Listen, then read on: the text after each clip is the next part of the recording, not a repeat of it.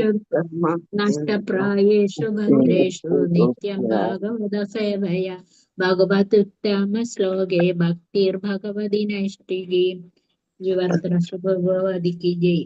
നിത്യേനയുള്ള ഭാഗവത ശ്രവണത്തിലൂടെയും ശുദ്ധ ഭക്തന്മാരെ സേവിക്കുന്നതിലൂടെയും ഹൃദയത്തെ പ്രക്ഷുബ്ധമാക്കുന്നതൊക്കെയും പരിപൂർണമായി നശിപ്പിക്കപ്പെടുന്നു.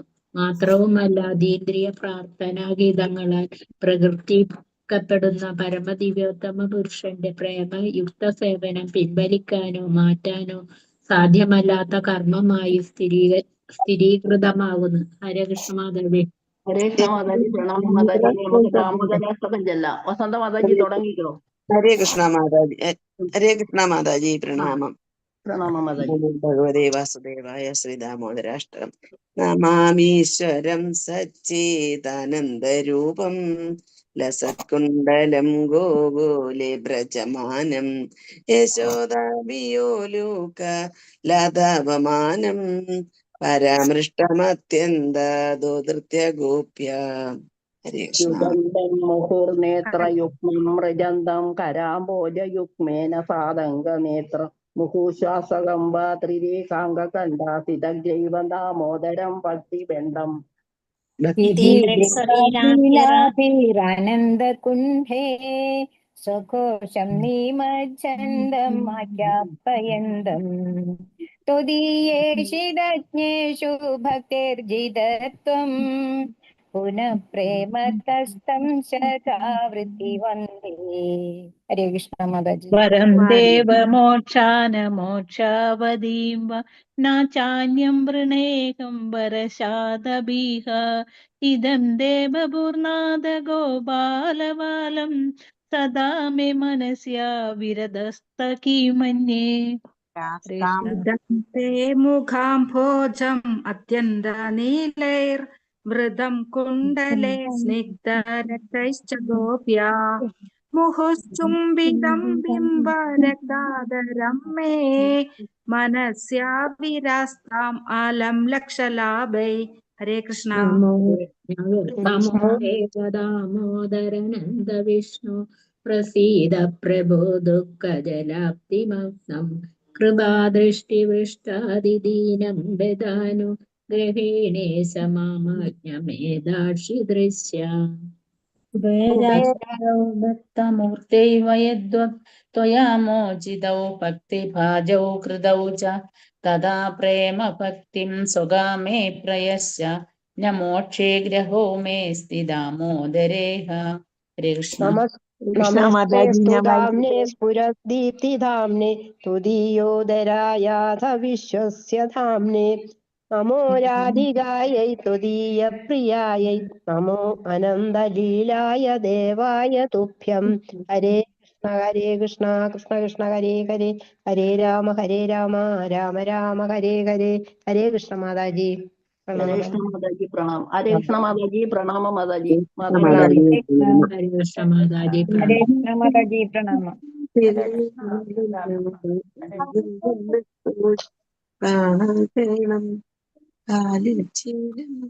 ഓം നമോ ഭഗവതേ വാസുദേവായ. ഓം നമോ ഭഗവതേ വാസുദേവായ. ഓം നമോ ഭഗവതേ വാസുദേവായ. നാരായണം നമസ്കൃത്യം നരം ചൈവ നരോത്തമം ദേവീം സരസ്വതീം വ്യാസം തതോ ജയമുദീരയേത്. അഷ്ടപ്രായേഷ ഭദ്രേഷു നിത്യം ഭാഗവത സേവയാ ഭഗവതി ഉത്തമശ്ലോകേ ഭക്തിർഭവതി നൈഷ്ഠികീം. മൂലം കരോതി വാചാലം പങ്കം ലംഘയതേ ഗിരിം യത്കൃപാതമഹം വന്ദേ ശ്രീഗുരും ദീനതാരിണം ശ്രീചൈതന്യമീശ്വരം പരമാനന്ദമാധവം.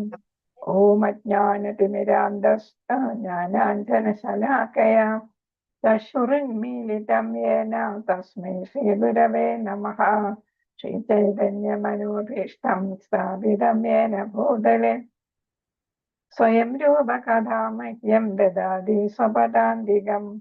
വന്ദേഹം ശ്രീഗുരോ ശ്രീയുതപദകമലം ശ്രീഗുരൂൻ വൈഷ്ണവാംശ ശ്രീരൂപം സാഗ്രജാതം സകലം രഘുനാഥാനിധം തം സജീവം സാദ്വൈതം സാവധൂതം പരിജനസഹിതം കൃഷ്ണചൈതന്യദേവം ശ്രീരാധാ കൃഷ്ണപാദാൻ സകലലളിതാ ശ്രീവിശാഖാന്യദാംശ ഹേ കൃഷ്ണ കരുണാ സിന്ധു ദീനബന്ധോ ജഗത്പദേ ഗോപീശ ഗോപിക കാന്ത രാധാകാന്ത നമസ്തുതേ സപ്തകാന്തിന ഗൗരാംഗി ശ്രീരാധേ വൃന്ദാവനീശ്വരി വൃഷഭാനുസുതേ ദേവി പ്രണമാമി ഹരിപ്രിയേ പാഞ്ചകൽപതരൂപശ്ച കൃപാസിന്ധുഭ്യേ വച പതിതാനാം പാവനേഭ്യോ വൈഷ്ണവേഭ്യോ നമോ നമഃ.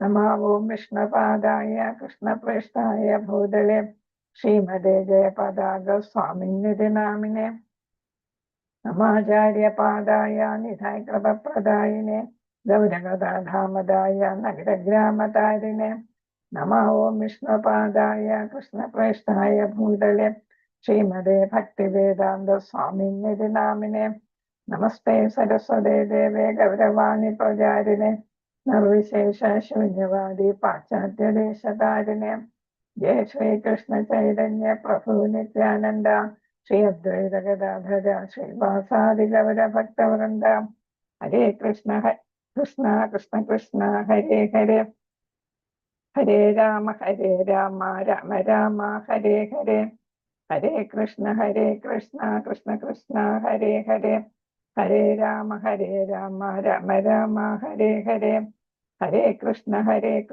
കൃഷ്ണ കൃഷ്ണ ഹരേ ഹരേ ഹരേ രാമ രാമ രാമ ഹരേ ഹരേ. ഹരേ കൃഷ്ണ. എല്ലാവർക്കും പ്രണാമം. ശ്രീ രാധാ ഗോവിന്ദ മന്ദിർ ഇസ്കോൺ മംഗലാപുരത്തിന്റെ ഷോർട്ട് ഭാഗവതം ക്ലാസ്സിലേക്ക് എല്ലാവർക്കും സ്വാഗതം. മാതാജി ഹരേ കൃഷ്ണ. ഹരേ കൃഷ്ണ ഹരേ കൃഷ്ണ. ദേവകീ നന്ദനായ ച ഗോപകുമാരായ ഗോവിന്ദായ നമോ നമഃ. മദേകബന്ധോ മത്സംഗിൻ മദ്ഗുരോ മന്മഹാധന മന്നിഷ്ഠാരക മദ്ഭാഗ്യ മദാനന്ദ നമോസ്തുതേ. ഹരേ കൃഷ്ണ. ഹരേ കൃഷ്ണ. ബാക്കിയുണ്ടല്ലോ. ഹരേ കൃഷ്ണ.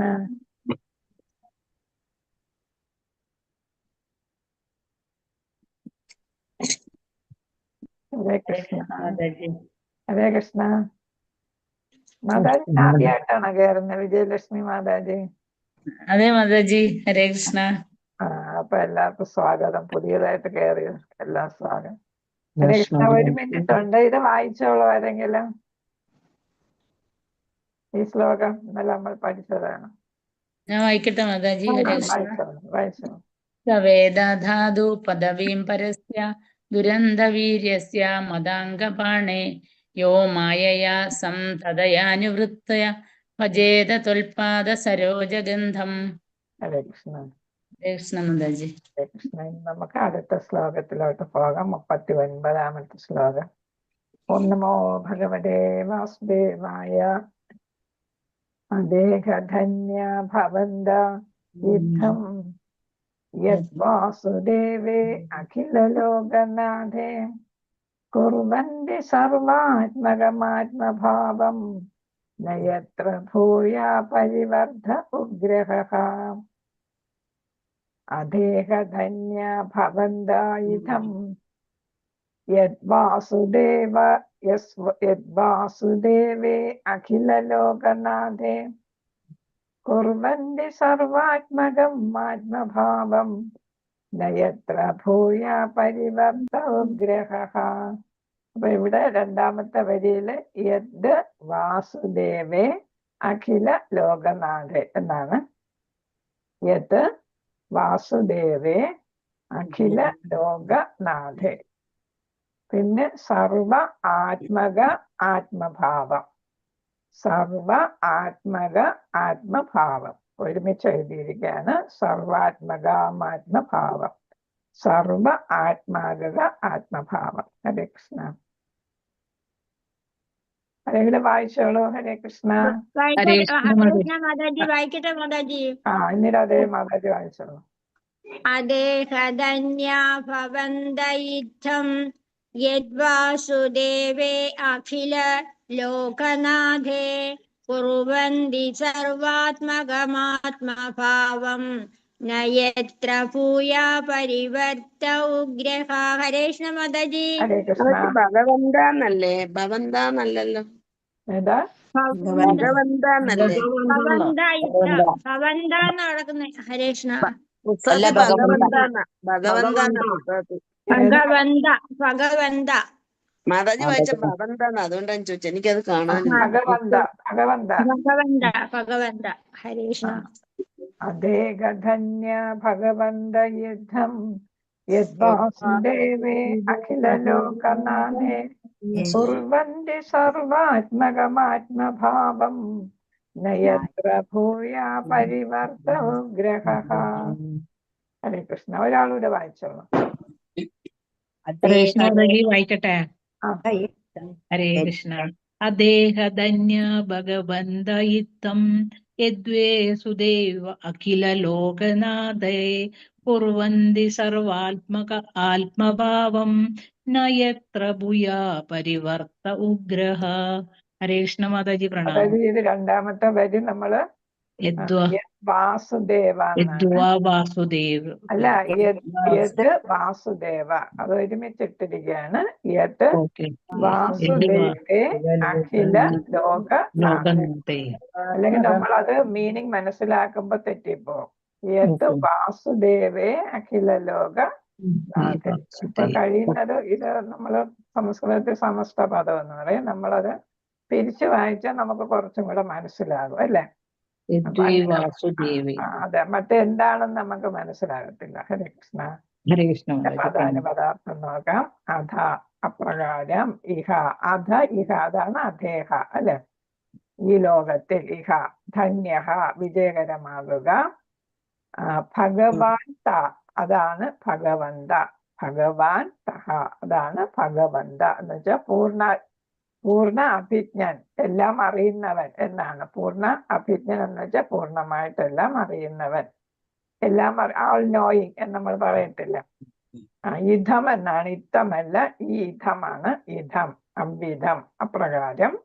യത് എന്ത്, വാസുദേവ പരമദിവ്യോത്തമ പുരുഷന്, അഖില സർവാത്മന അംഗീകരിക്കുക. അഖില എന്ന് വെച്ചാല് ലോകനാഥെ സർവപ്രപഞ്ചങ്ങളുടെയും നിയന്താവ്, കുർവന്തി പ്രചോദിപ്പിക്കുന്നു, സർവ ആത്മകം 100%, ആത്മാവ് ഭാവം പരമാനന്ദം എന്ന ഒരിക്കലും, യത്ര എവിടെയാണോ, ഭൂയഃ വീണ്ടും, പരിവൃതഃ ആവർത്തനം, ഉഗ്ര ഭയാനക. അപ്പൊ പല വാക്കുകളും പുതിയതായിട്ടും വന്നിട്ടുണ്ട്. ചിലതൊക്കെ നമുക്കറിയാം അല്ലെ? ലോകനാഥേ സർവപ്രപഞ്ചങ്ങളുടെയും നിയന്താവ്, നിയന്ത്രിക്കുന്നവൻ. നമുക്കറിയാം ഭഗവാൻ പൂർണ്ണനാണ് 100% എന്നതും അറിയാം. പിന്നെ പൂർണ്ണ അഭിജ്ഞാൻ, എല്ലാം പൂർണ്ണമായിട്ട് അറിയുന്നവൻ അല്ലെ? വസുദേവന്റെ മകൻ. അദ്ദേഹം ആരാണ്? പരമദിവ്യോത്തമ പുരുഷൻ അല്ലെ? പിന്നെ ഇതാണ് ലോകനാഥേ സർവപ്രപഞ്ചങ്ങളുടെയും നിയന്താവ്. ഇതൊക്കെ നമുക്ക് അറിയുന്ന കാര്യങ്ങളാണ്. വിവർത്തനം നോക്കാം. ശ്രീല പ്രഭുപാദ വിജയ്. ഈ ലോകത്തിൽ അവിധമുള്ള അന്വേഷണങ്ങളാൽ മാത്രമേ, ഇവിടെ അവിധം എന്ന് പറയുന്ന ഏതാണ്? നമ്മൾ കഴിഞ്ഞ ശ്ലോകത്തിൽ പറഞ്ഞു അല്ലെ? എല്ലാം വളരെ ഇതായിട്ട് വേണം, ഭഗവാനെ അറിയണം അല്ലെ? സമർപ്പിതരായിട്ട്. പിന്നെ ഏതാണ്? ഇന്ററപ്റ്റഡ്ലി എന്ന് വെച്ചാൽ ഒരു തടസ്സവും ഇല്ലാതെ, അനസൂയം അല്ലെ? അനസൂയം. പിന്നെ ഏതാണ്? പിന്നെ ഫേവറബിൾ ആയിട്ട്, ഭഗവാന് അനുകൂലമായിട്ട് അല്ലെ? അപ്പൊ അങ്ങനെ ഭഗവാന്റെ പാദപങ്കജങ്ങളില് സേവനം ചെയ്യണം. അതാണ് ഇവിടെ അവിധമുള്ള എന്ന് പറഞ്ഞത്. പിന്നെ വേറെ ഒന്നും പറയുന്ന അവിധമുള്ള അന്വേഷണങ്ങളാൽ മാത്രമേ. അത് ഏത് അന്വേഷണമാണ് ഈ ലോകത്തില്? ഈ നമ്മൾ തുടങ്ങിയപ്പോ നൈമിഷാരണ്യത്തിലെ ഋഷിമാർ 6 ചോദ്യങ്ങൾ ചോദിച്ചു അല്ലേ? ചോദ്യങ്ങൾ ആർക്കെങ്കിലും ഓർമ്മയുണ്ടോ? ഹരേ കൃഷ്ണ.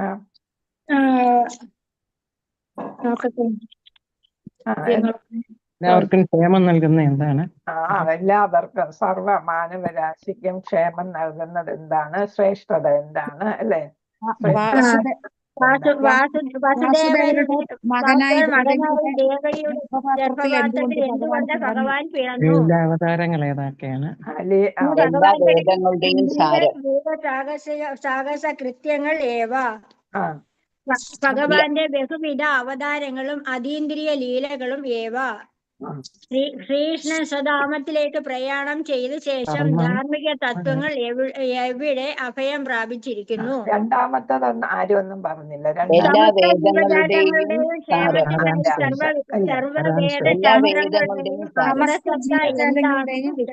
ഹരേ കൃഷ്ണ. വായിക്കുന്നതുകൊണ്ട് ഗുണമുണ്ടല്ലേ? അപ്പൊ ഈ 6 ചോദ്യങ്ങളാണ് അവ്യതമുള്ള അന്വേഷണങ്ങളാൽ എന്ന് പറഞ്ഞത്. അതേപോലെ ഭഗവാന് സമർപ്പിതരായിട്ട് വേണം എല്ലാവരും ഭഗവാനെ കുറിച്ച് അന്വേഷിക്കാനും അറിയാനും അല്ലെ.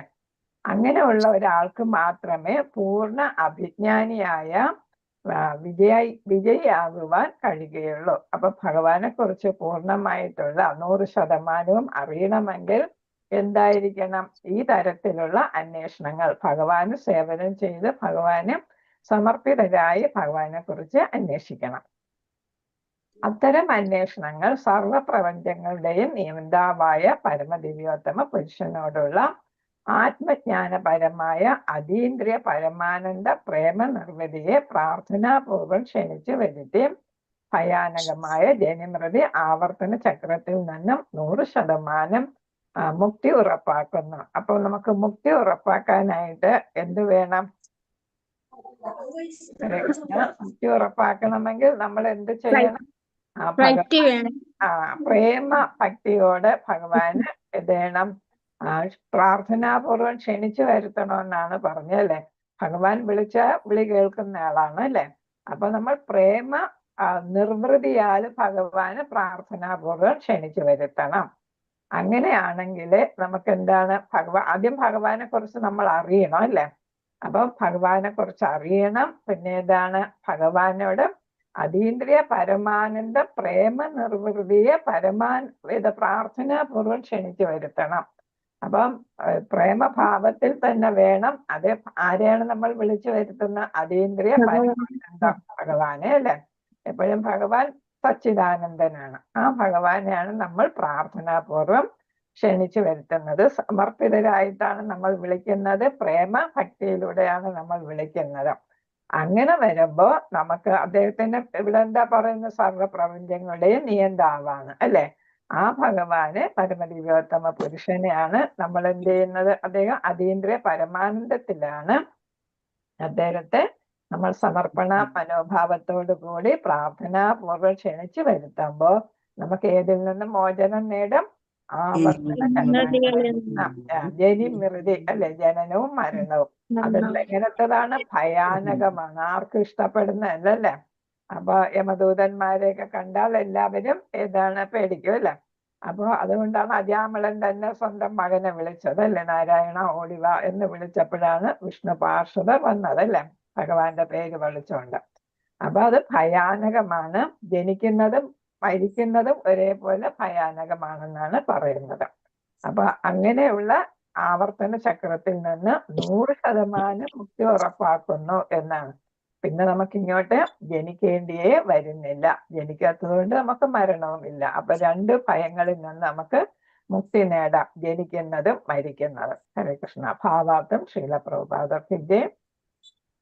ശൗനക ഋഷിയുടെ നേതൃത്വത്തിലുള്ള സന്യാസിമാരുടെ അന്വേഷണങ്ങള് ഇവിടെ ആചാര്യർ പറയുന്ന എന്താന്ന് വെച്ചാല്, ഭക്തി കൊണ്ട് മാത്രമേ ഭഗവാനെ ഏതാണ് മനസ്സിലാക്കാൻ പറ്റൂ എന്ന് കേട്ടപ്പോ നൈമിഷാരണ്യത്തിലെ ഋഷിമാർക്ക് ഒരു ഭയം തോന്നി എന്നാണ് പറയുന്നത്. കാരണം എന്താണ്? അവർ പറയുന്നത്, ഈ പറഞ്ഞതുപോലെയുള്ള ഭക്തിയൊന്നും ഞങ്ങൾക്കില്ല, ഞങ്ങൾ അത്രത്തോളം ആയിട്ടില്ല. അപ്പൊ നമുക്ക് മുക്തി ലഭിക്കില്ലേ, അല്ലെങ്കിൽ ഭഗവാന് സ്ഥിരം സേവനം ചെയ്യാനുള്ള അവസരം ഇല്ലാതാകുമോ എന്നുള്ള ഒരു പേടിയും അങ്ങനെ ഒരു വിഷമം അവർക്കുണ്ടായി എന്നാണ്.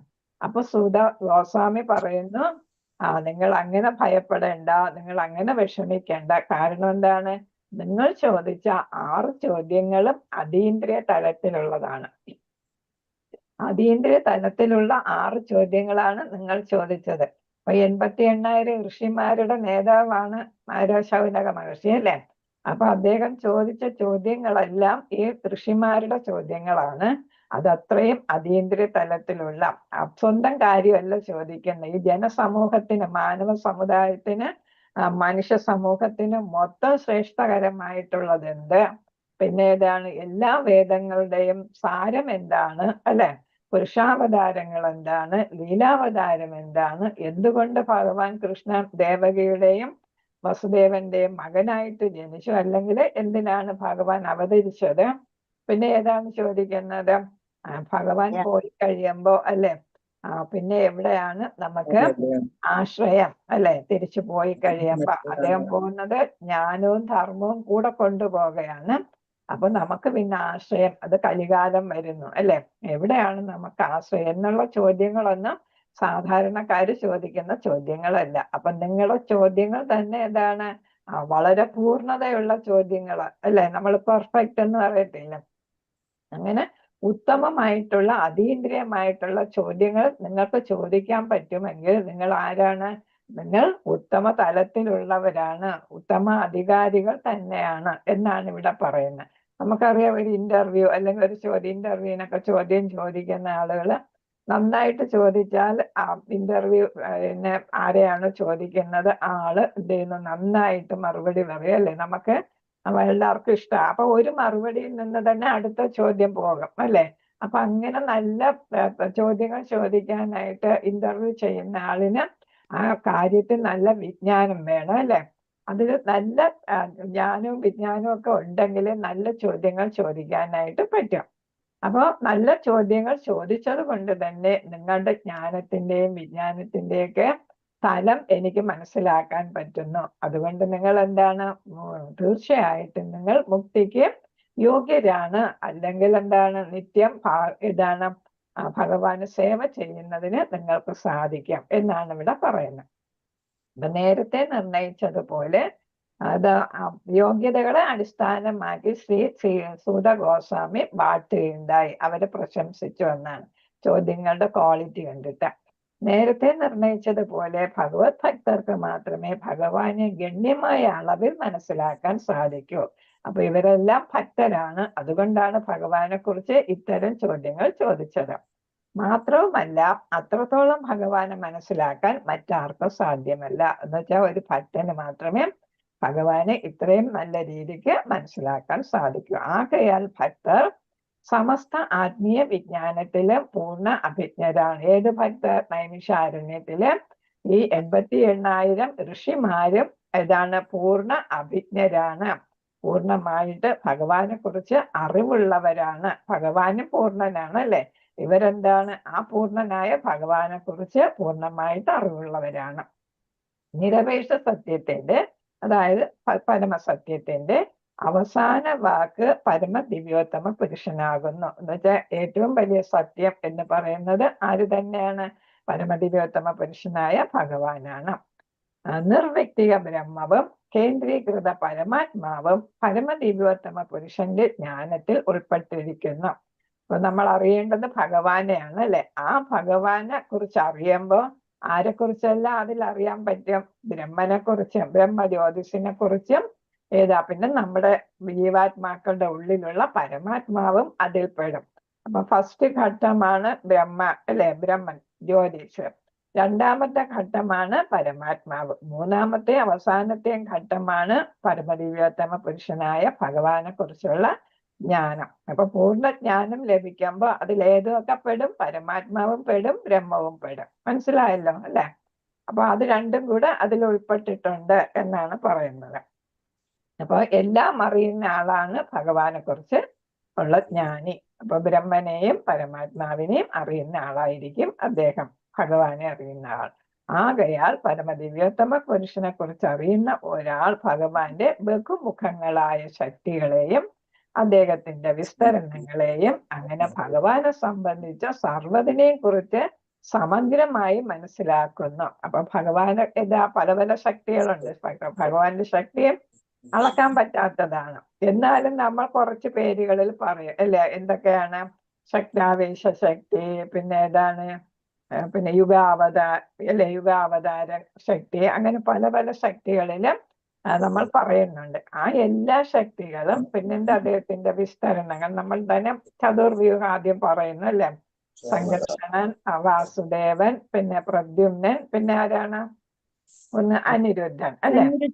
അനിരുദ്ധൻ, ഈ 4 ആദ്യത്തെ ചതുർവ്യൂഹങ്ങള്. അപ്പൊ അതിൽ നിന്നാണ് സംഘർഷണനിൽ നിന്നാണ് പിന്നെയുള്ള അവതാരങ്ങളൊക്കെ വരുന്നത്. അപ്പൊ ഇതിനെ എല്ലാത്തിനെ കുറിച്ചും പൂർണ്ണമായി, സമഗ്രം എന്ന് വെച്ചാൽ പൂർണ്ണമായിട്ട് മനസ്സിലാക്കുന്നു ഒരു യഥാർത്ഥ ഭക്തൻ അല്ലെ.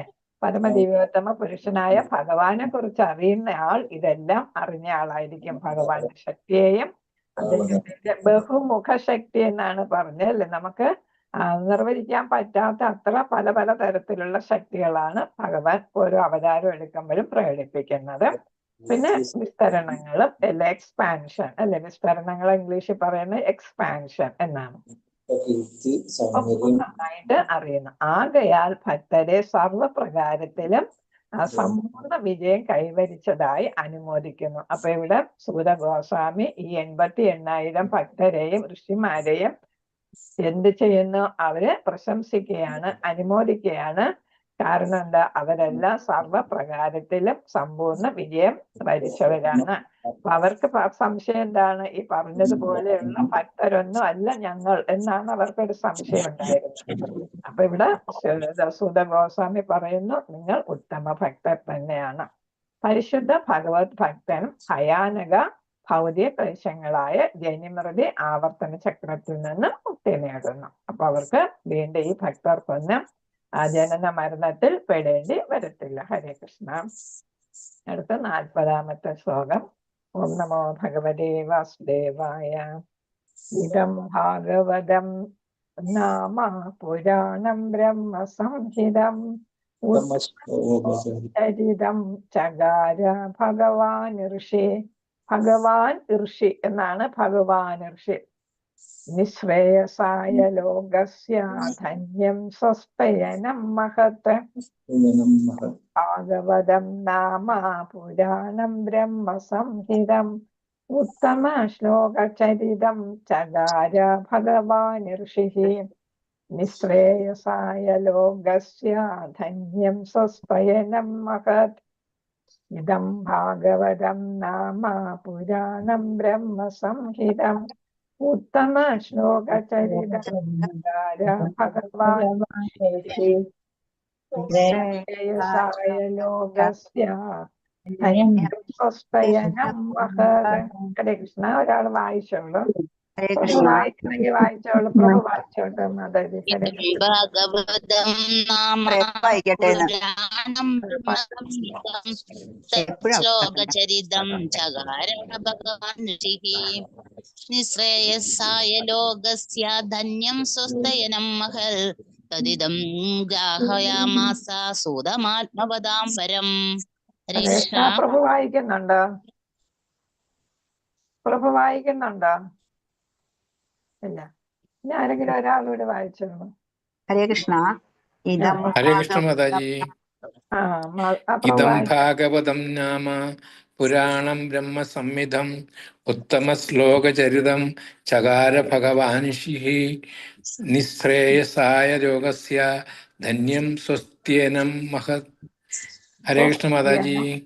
ഹരേ കൃഷ്ണ. മാതാജി വായിച്ചോളൂ. തങ്കം മാതാജി. ഇദം ഭാഗവതം നാമ പുരാണം ബ്രഹ്മ സംഹിതം ഉത്തമ ശ്ലോകചരിതം ചകാര ഭഗവാൻ ഋഷി. നിശ്രേയസായ ലോകസ്യ ധന്യം സ്വസ്ത്യനം മഹത്. ഇവിടെ സ്വസ്ത്യയനം എന്നുള്ള തിരിച്ചു പറയുമ്പോ സ്വസ്തി അയനം. എല്ലാരും മ്യൂട്ട് ചെയ്തോളൂ. എല്ലാരും മ്യൂട്ട് ചെയ്തോളൂ. സ്വസ്തി അയനം, അതാണ് സ്വസ്ത്യയനം എന്ന് ഇവിടെ കൊടുത്തിരിക്കുന്ന സ്വസ്തി അയനം. നമുക്ക് ഇതിന്റെ പദാനുപദാർത്ഥം നോക്കാം. ഇതം, ഈ ഭാഗവതം പരമദിവ്യോത്തമ പുരുഷ. ഭാഗവതം എന്താണെന്നാണ് ഇവിടെ പറയുന്നത്. പരമദിവ്യോത്തമ പുരുഷനെ കുറിച്ചുള്ള ആഖ്യാനങ്ങളും അദ്ദേഹത്തിന്റെ ശുദ്ധ ഭക്തരെ കുറിച്ചുള്ള വിവരണങ്ങളുമുള്ള ഗ്രന്ഥം, അതാണ് ഭാഗവതം. അപ്പൊ ഭഗവാനെ കുറിച്ചുള്ള പ്രവർത്തനങ്ങളെ കുറിച്ചുള്ളതും അതേപോലെ ഭഗവാന്റെ ശുദ്ധ ഭക്തരെ കുറിച്ചുള്ള വിവരണങ്ങളുമാണ് ഈ ഭാഗവതത്തിൽ. ഭഗവാന്റെ ലീലകളും ഭഗവാന്റെ ശുദ്ധ ഭക്തരുമായിട്ട് ഭഗവാൻ കളിക്കുന്ന ലീലകളും അതേപോലെ ശുദ്ധ ഭക്തരുടെ ഭക്തിയെ കുറിച്ചുമൊക്കെയാണ് ഇവിടെ പറയുന്നത്. നമ്മൾ ഒരുപാട് പ്രാർത്ഥനകളൊക്കെ പഠിക്കുന്നുണ്ട് അല്ലെ.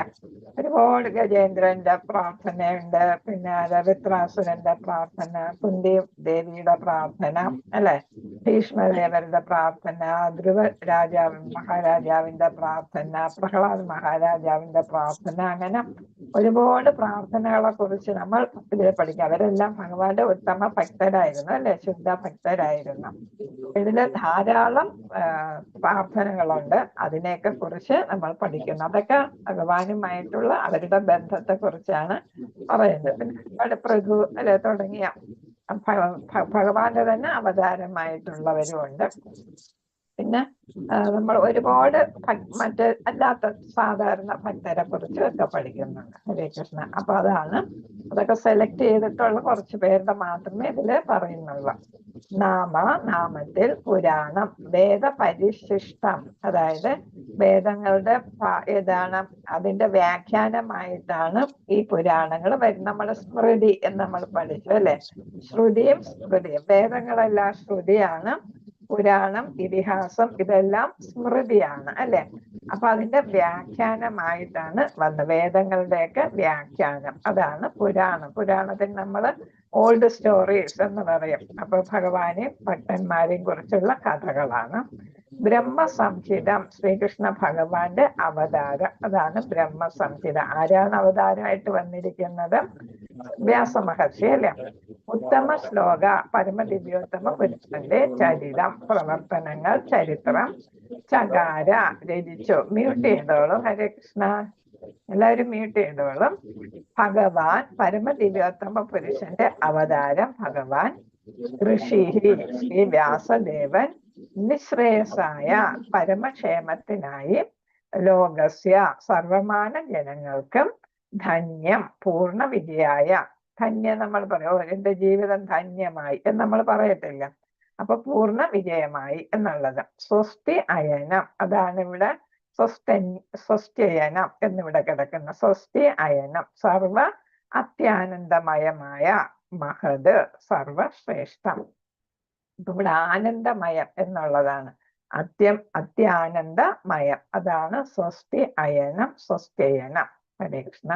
മഹത്, മഹത് എന്ന് അല്ലെ, സർവശ്രേഷ്ഠമായിട്ടുള്ള. വിവർത്തനം ശ്രീല പ്രഭുപാദർക്ക് ജയം. ശ്രീമദ് ഭാഗവതം ഭഗവാന്റെ സാഹിത്യ സംബന്ധ അവതാരവും ഭഗവത് അവതാരമായ ശ്രീല വ്യാസദേവനാൽ രചിക്കപ്പെട്ടതുമാകുന്നു. അപ്പൊ എന്താണ് ശ്രീമദ് ഭാഗവതം? ഭഗവാൻ തന്നെയാണ് അല്ലെ.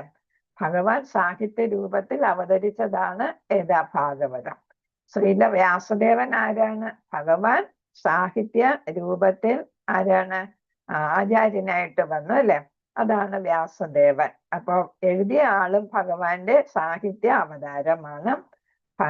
ഈ സാഹിത്യം ഏതാണ്? ഭാഗവതം എന്താണ്? ഭഗവാന്റെ സാഹിത്യ സാഹിത്യ ഗ്രന്ഥമാണ് അല്ലെ.